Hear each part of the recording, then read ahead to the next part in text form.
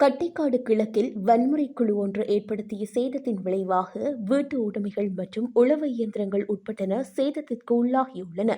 யாழ்ப்பாணம் வடமராட்சி கிழக்கு கட்டைக்காடு கிழக்கு பகுதியில் வன்முறை குழு நேற்று இரவு அட்டகாசம் செய்துள்ளார்கள்.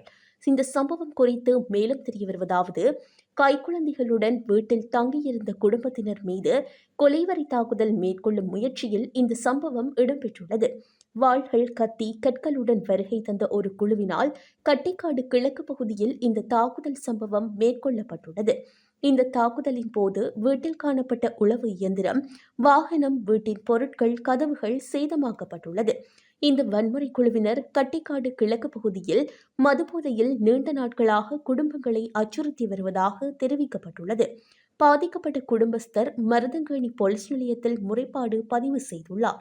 சம்பவம் குறித்து மேலதிக விசாரணைகளை மருதங்கேணி போலீசார் ஆரம்பித்துள்ளதோடு இந்த சம்பவத்துடன் தொடர்புடைய பலருக்கு எதிராக மருதங்கேணி போலீஸ் நிலையத்தில் அதிகளவான முறைப்பாடுகள் காணப்படுகின்ற வேளையும் போலீசார் இவர்களை கைது செய்ய தயங்குவதாக பாதிக்கப்பட்ட குடும்பஸ்தர் தெரிவித்துள்ளார்.